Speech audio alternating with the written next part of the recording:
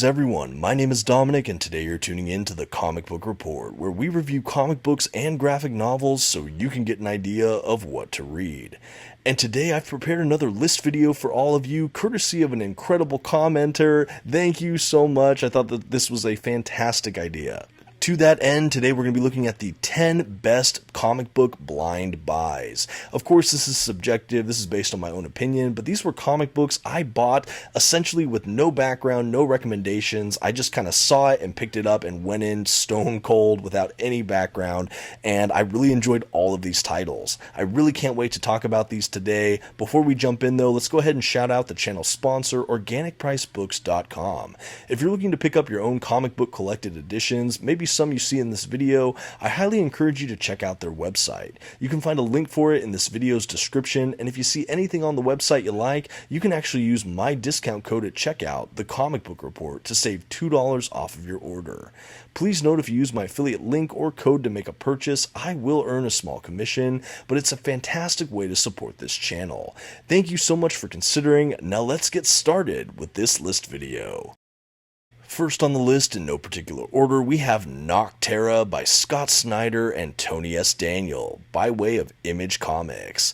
So this is something I knew very little to nothing about, other than I really love Scott Snyder. Ever since I read Batman: The Court of Owls at the start of the New 52 over at DC Comics, Scott Snyder was just a name that has always stuck out to me. I've enjoyed so much of what I've read with his name on it. Tony S. Daniel, I think I first experienced his artwork in the pages of I think Detective Comics during New 52. I think that might have been the first time I encountered Tony S. Daniel. I've seen him show up at different points in my comic book reading history. Always enjoyed a lot of his work. Seeing these two together, though, with an Image Comics series like this, I knew it was something I had to check out.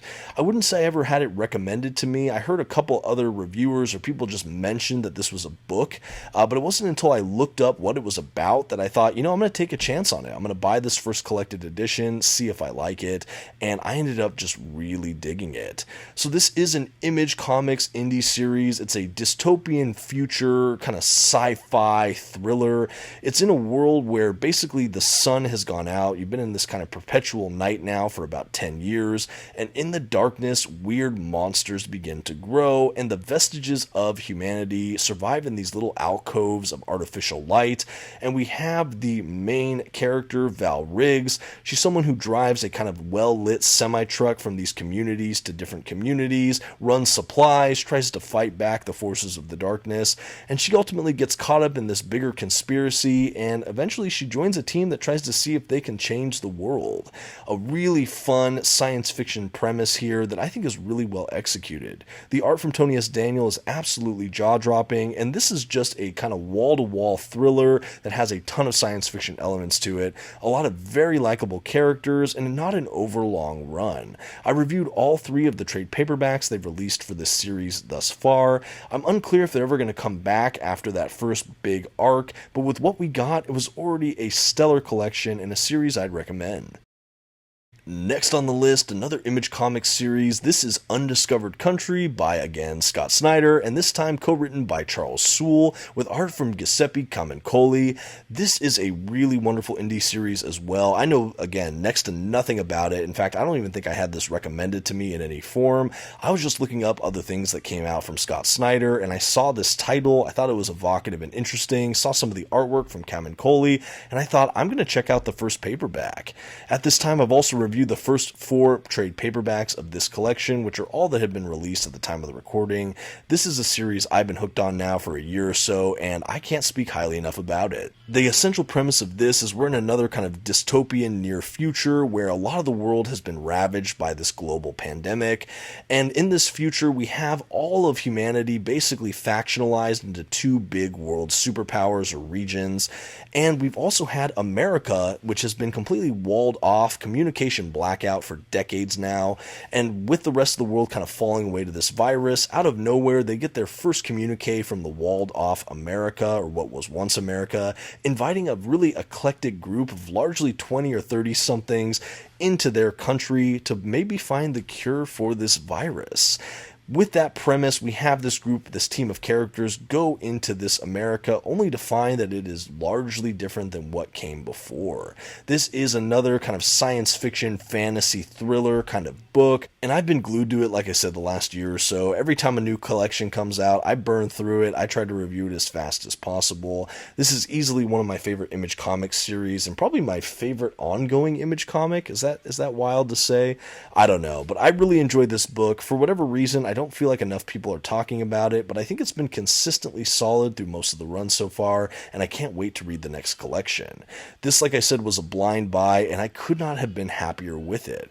I've been following this for some time, and it feels really good to have an ongoing title that I look forward to with this level of fervency. Next up on my list, this is a DC comic this time. We have Green Lantern Earth 1 Volume 1 by Gabriel Hardman. I will say this was another blind buy for me that I actually picked up from a used bookstore. I had heard about it only by way of the Earth 1 series. I had already read Batman Earth 1 and most of the Superman Earth 1 series. There's a couple others in this whole run. We have like Wonder Woman Earth 1, Teen Titans Earth 1, I believe, and then this one here. Anyway, this was, other than, like I said, it's part of that Earth 1 imprint they were doing. Basically, it's a side universe, and they release them as graphic novels rather than individual issues. Anyway, it's a fun kind of relaunch to their main flagship characters, and they kind of, like I said, read like graphic novel, more standalone. Green Lantern is a property that I've enjoyed in the past, primarily in the pages of Jeff Johns' run on Green Lantern, but it's still a character I haven't really invested a ton into. Anyway, this was a total blind buy for me, other than the fact that, like I said, it was from the Earth 1 universe. I had never read anything else from Gabriel Hardman, but I picked this book up from that used bookcase, like I said, and I loved it. Oh my gosh, this was such a fun read. I pretty much gushed about it in the review I did for this title.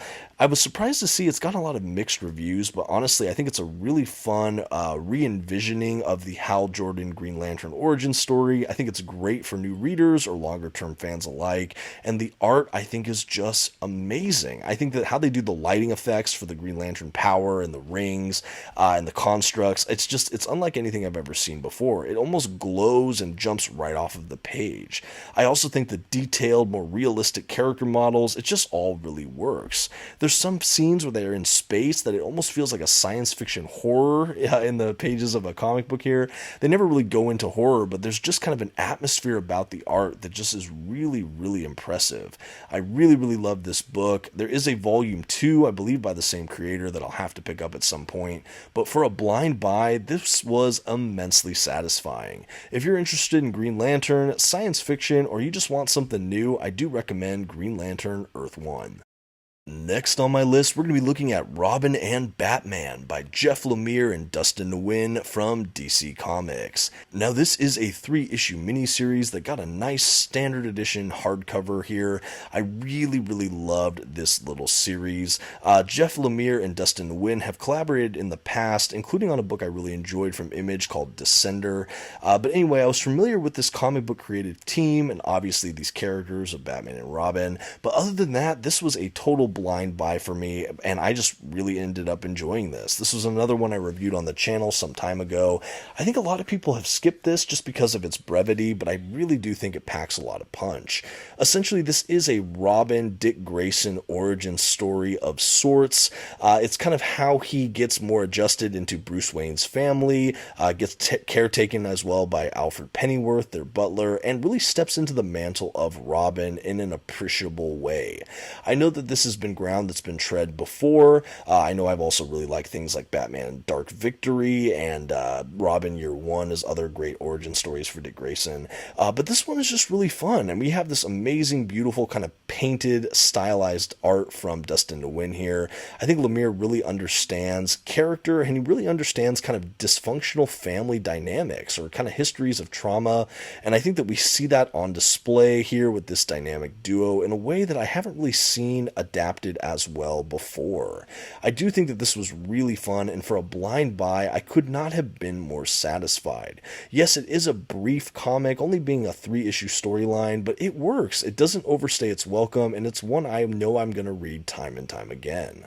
Absolutely loved this as a blind buy, and it's something I would now recommend to so many Batman and Bat Family fans out there. Even fans of Nightwing, people who like Dick Grayson, this is a must-read, at least in my mind. Don't miss out on Robin and Batman. And hey, while I have your attention, if you're enjoying this video and you've yet to subscribe to the channel, I would just like to invite you to do so now. I'm always doing list videos like this, comic book reviews, unboxings, and more. Really thank you for considering. Now let's keep this list going. Next on the list, another Bat-adjacent book, we have Gotham City Year 1 by Tom King and Phil Hester.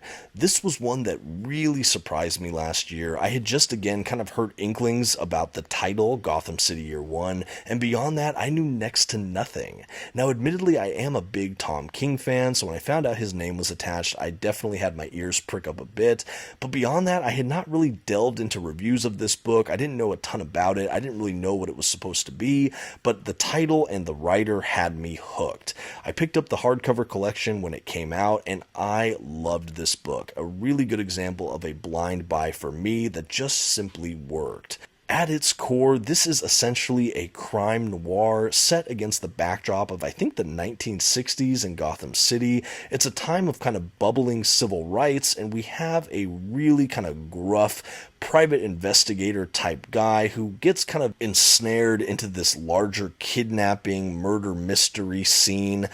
We have Bruce Wayne's extended family, I think his parents or grandparents, that show up as primary characters in this book, and it's just an earlier Gotham City. It's before we have a lot of the vigilantes, we have a lot of the masked criminals, but Gotham City is still not the kind of city you want it to be. It does feel like this dazzling, beautiful city, but it's really just a thin veneer for a lot of crime and depravity just underneath the surface. Like I said, this plays with a lot of noir kind of themes and ideas for this subgenre of fiction, and I just think it's perfectly executed in the hands of Tom King. The art from Hester, who for me was a new artist I had never seen before, absolutely took the material from King and made a visual adaptation that absolutely served the storytelling. It's really a beautiful product of these two creators, and I just think it works exceedingly well. As a fan of crime noir, kind of detective fiction, this really just hit it for me on so many different levels. It was above and beyond what I could have hoped for, and an excellent example again of a fantastic blind buy. I would definitely recommend this for Bat fans or people who like crime noir. Okay, next up we have X-Force, Volume 1 of the oversized hardcover editions from Benjamin Percy. This is a Marvel comic during that Dawn of X Krakoa era for the greater X-Men titles, and for me, this was definitely a good example of a blind buy that went well, at least in my mind. I was already a fan of House of X Powers of 10 by Jonathan Hickman, which really kick-started the new status quo, that Krakoa era Dawn of X stuff for all the X-Men related books. I was even making my way through the proper X-Men title, but beyond that I was starting to seek for more and more books. I think I went to Marauders and Excalibur next, but X-Force was a title I was curious about. I know historically X-Force in the kind of franchise history is more of the Black Ops, darker, more violent or intense mission force for a lot of the X-Men, and I was curious to see what happened in Dawn of X for this team, and I was not disappointed. Before reading this and the Wolverine title happening at the same time, also by Percy, I had never encountered the works of Benjamin Percy before, but wow, did I love it.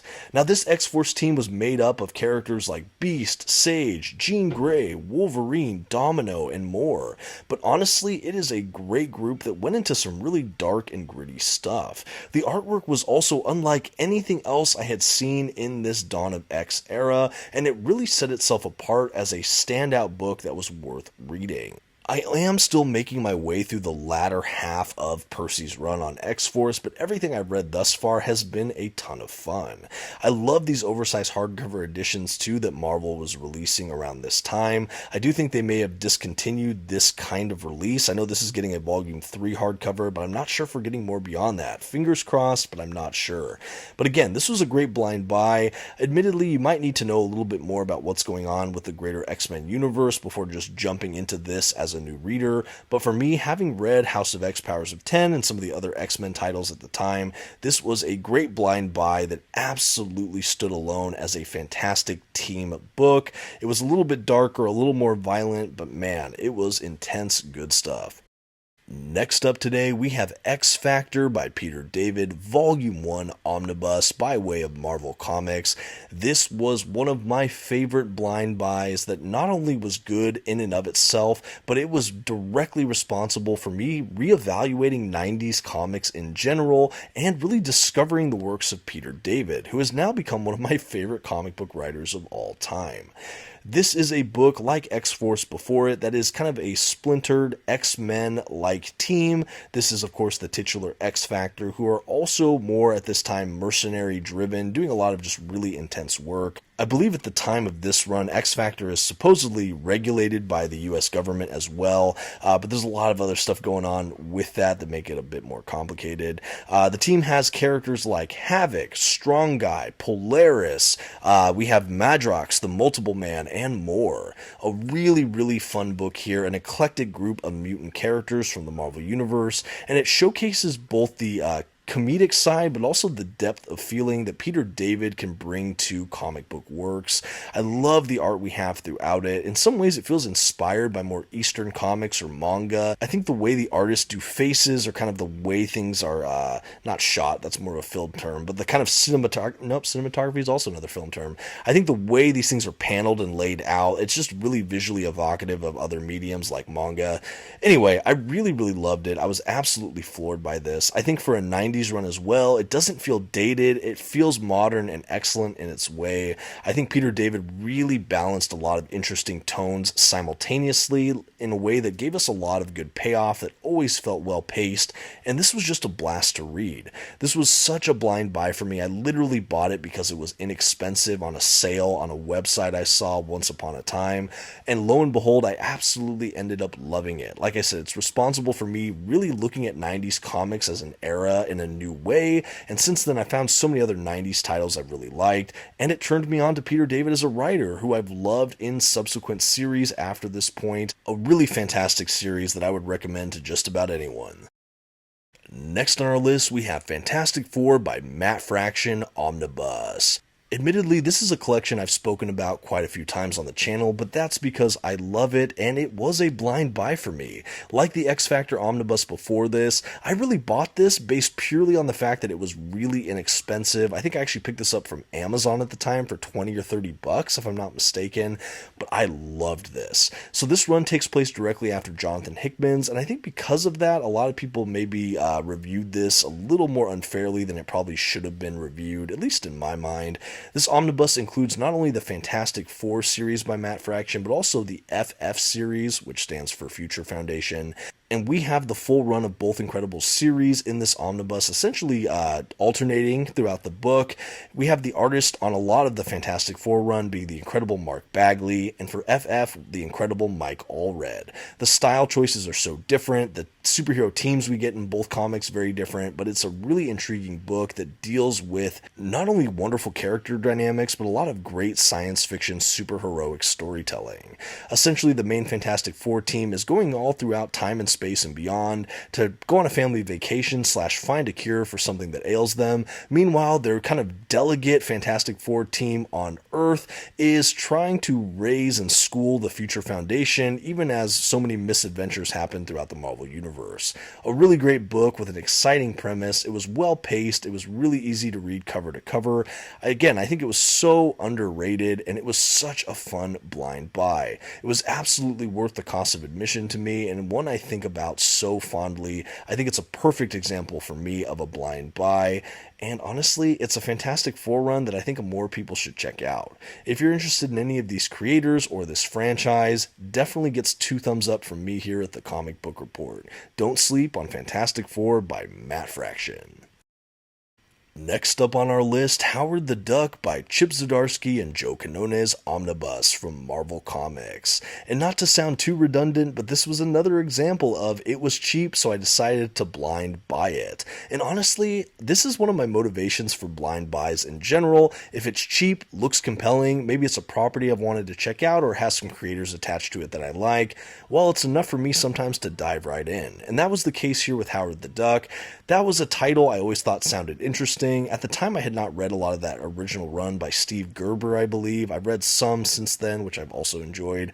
But really, I saw Howard the Duck. I was fascinated. I saw Omnibus for a price point that was super cheap and was fascinated. And I was already a fan of Chip Zdarsky from the pages of Daredevil and some other books.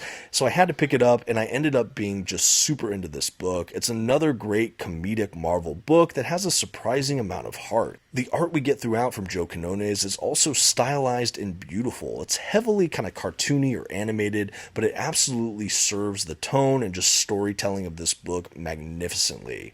I don't think you need to know much about Howard the Duck or Marvel Comics to thoroughly enjoy this quick run, but I do think the more you know about the Marvel Universe in general, the more humor that's going to really just jump out at you, because this really pokes fun at the Marvel Universe in general.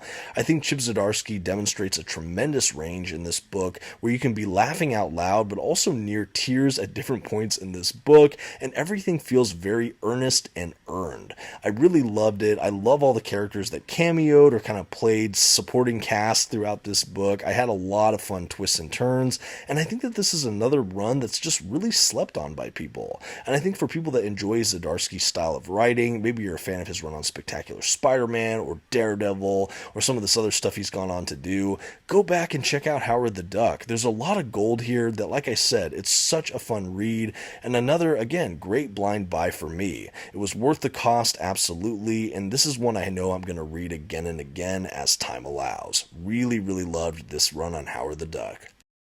And last but certainly not least on our list video today, the final omnibus. This is the Planetary Omnibus, released by DC Comics. It was written by Warren Ellis and illustrated by the incredible John Cassaday. This was a series that I believe was first published by Wildstorm, but now it's under the DC umbrella, and wow, is this a good run. This omnibus contains the entirety of the series, and essentially this is a science fiction heavy series with great characters, gorgeous art from John Cassaday, and it has a really good one and done feel to it. This is a book I recommend to a ton of science fiction fans out there as a fantastic comic book series to dive into.